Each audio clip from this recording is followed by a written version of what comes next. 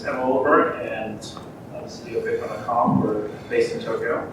We started working on our mining pool about 2 months ago, and we had great help from Andrew Stone and Andreas as well. So we are the first mining pool that have mined blocks using Bitcoin Limited.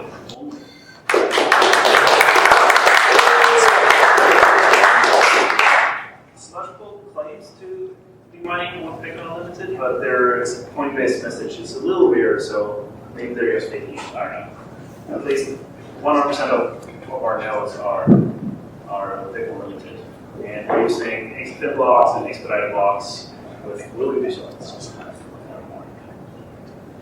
I will start off by defining mining pool. When people talk about miners, they usually mix up the miners who actually do the physical mining that owns the hardware and run the big data centers, and the pools. But those are two different entities that do very different things. A mining pool is responsible for giving the miners work and collecting the shares and splitting the block reward among the participating miners. While the miner's job is to operate the hardware in the data center and provide power for the machines. And physical miners, they don't really have much to do with the network. They just connect to the pool and they get paid and they don't care much else. The mining market is quite market-driven in that sense, because if a pool misbehaves and the miners don't trust them anymore, they can just, within just a few minutes, they can just switch to another pool. So the pools are very competitive, and the pools need to make sure that their network operates good enough, and so the miners want to mine with them. I would say the pools are quite similar to ISPs, especially the tier 1 carrier ISPs. Because the pools, they need to set up a relay network to make sure that blocks are relayed across the globe, and in particular across the Great Firewall of China. While the physical miners are more traditional data centers, they operate the hardware and not much the network. Bitcoin.com mining pool is currently in closed beta. We have 5 or 6 miners running already, with around 1,000 clients. We are currently hashing at 5 petahashes. We have mined 4 blocks so far, and we have built a relay network using Xpedited blocks, where we have a few relay nodes in China, US, and Europe. So here are 3 of our blocks that we mined. The first block we mined were 800 kilobytes, and it was mined in California, San Jose. And the trace route showed that we first sent the block to Beijing, and it took 283 milliseconds to send it across the Great Firewall of China, which, according to the other pools, is on par with the fiber network. Inside China, it's very quick, forwarding the block. It took 26 milliseconds to send it from Beijing to Shenzhen. The Great Firewall of China is probabilistic in the sense that we have forwarding nodes in Beijing, Shanghai, Shenzhen, Qingdong, and one other city. And sometimes Beijing is faster, sometimes Shanghai is faster, sometimes Shenzhen is faster. It doesn't matter. We send them to all the nodes at the same time, and it's hope that one of them is quicker than the other. And then when the block is inside China, it's very, very quick. So our third block that we mined were almost a whole megabyte, and it took slightly longer to send it across the firewall to 446 milliseconds to send it. But it was still very good numbers for beating the firewall. Our latest block that we mined didn't take a route for Beijing because that day Shenzhen was better in the firewall. Like it can go either way. Sometimes it's faster to send a block from US to Europe than through Siberia to Beijing, and sometimes it's faster sending across the Pacific.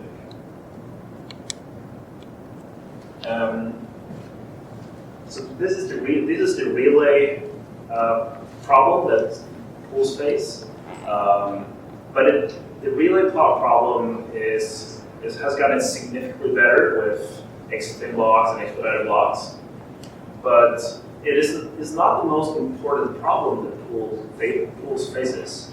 The block discovery problem is actually more important for pools to solve, and very few people actually talk about the block discovery problem. Gavin made a try by introducing head-first mining, which Lou Jr. called the Xpedited mining, and Gavin got a lot of shit from him for trying to introduce head-first mining. But the truth is, all the pools already do it. So Gavin just wanted to formalize something that everyone else was already doing, and they're not going to stop doing it. Like, the only way to compete as a pool is to do head-first mining. You don't have a choice. And if the pools had to choose between good relay and head-first mining, they would pick head-first mining any day. In the optimal world, you want both technologies to work as good as possible. Here is a chart that our friends at BTC.com provided us. So the black lines are Bitcoin.com. So this is the block discovery. So in this case, it took 9 seconds for our pool to discover that a new block had been found.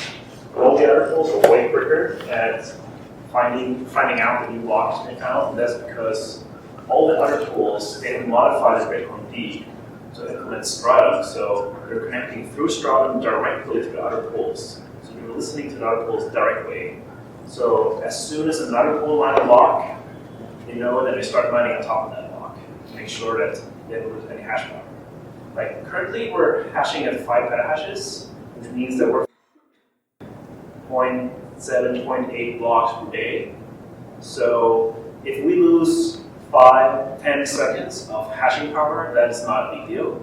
But when you get to the size of Ampool and BTCC, those numbers matter. So here are some examples about our connectivity to the other pools. VIA and BTC are by far the best pool to connect to. Most of our blocks are discovered within 70, 80 milliseconds by VIA and BTC. But BTCC, for example, can take around 4 to 5 seconds. Bitfury, we got slightly better. We connected to every single Bitcoin node in Georgia, which is like 5. They're probably all operated by Bitfury. And the Chinese pools are also quite extensive inside China. FTPool and Mpool also have servers outside China, so like all these benchmarks are from our Chinese pool server.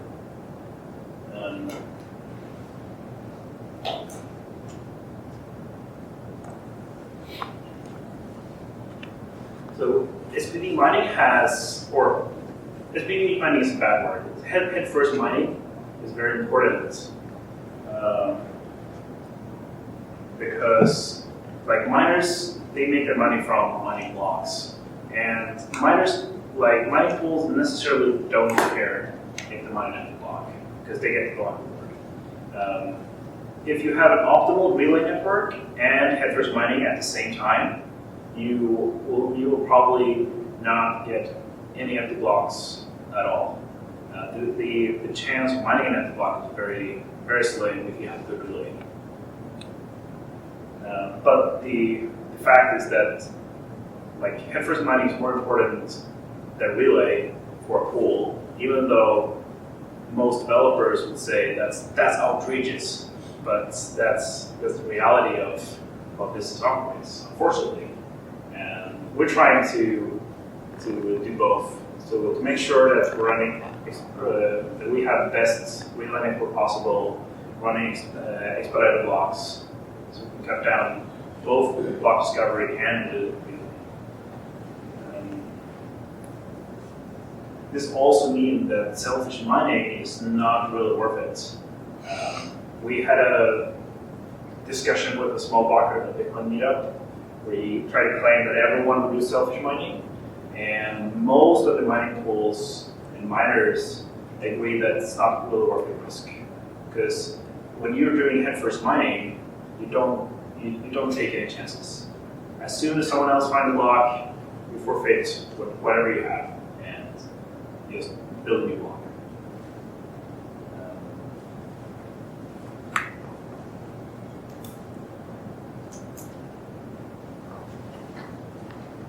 Any questions? Yeah, please go ahead. When it takes you 5 seconds to discover a block from Bitcoin China to the BTCC, does that mean that it also takes them a long time to discover a block from the Bitcoin.com mining pool? Yes.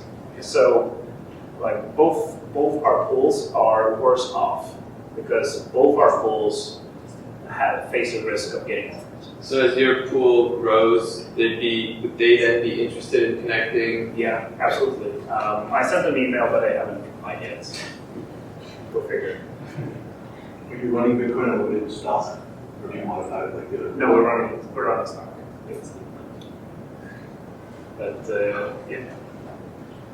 Let's say some attacker mined a block that was 2 megabytes. Yeah. You would mine on top of that, right? Yes. Even though you know full well it's going to be orphaned. Yes. Will you also relay that block to the other nodes around you? Yeah. So all those blocks will be relayed to the Bitcoin Limited nodes. They will not be accepted by the Bitcoin Core nodes, but they will be relayed to every single Bitcoin Limited block as long as that is the tip of the chain. Right. But 10 minutes later, there's a very high risk that that block will get orphaned. Yeah, so let's assume it gets orphaned. But now, are the Bitcoin Core nodes that you tried to relate to, are they going to ban you for 24 hours? Not sure. Okay. Yeah, this is an open question. Yeah, this is something that came up when we were wondering how to deal with this. So there's something to talk about there. The idea is that an attacker could create a block that would cause the core nodes to be all of the nodes that are related. It's very expensive. Yeah. Yeah, it's a very expensive attack, but if the result is to ban Bitcoin.com's pool, right? There's a very simple solution, which is that we cheat and we make a small modification to a few of the Bitcoin Unlimited nodes, and as like a private branch, and say, okay, these nodes will not, these nodes will use the subver via which we really want to use, and we will not relay large blocks to. The fact that the other pools are doing head-first mining using Stratum means that they don't receive the block header through Bitcoin D, right? They receive it through Stratum. So they will probably keep mining anyway. Yeah, actually, they're spying on Bitcoin.com via Stratum, and they will build a block. Yeah, so if we want to block the getter block header, they will start mining on it. Can you clarify, so you said you relay someone else's big block, but you had a 999 kilobyte block there, so what it stopped? We don't, at the moment we would never mine a block bigger than 1 megabyte because we get orphaned. But if someone else mines a bigger than 1 megabyte block, we would build on top of that until it gets orphaned, which is probably 10, 20 minutes later. So if someone wants to mine a big block and waste $10,000 doing that, they would waste our hashing power for 20 minutes. Okay, I think that's all the time we have for questions. Thank you very much.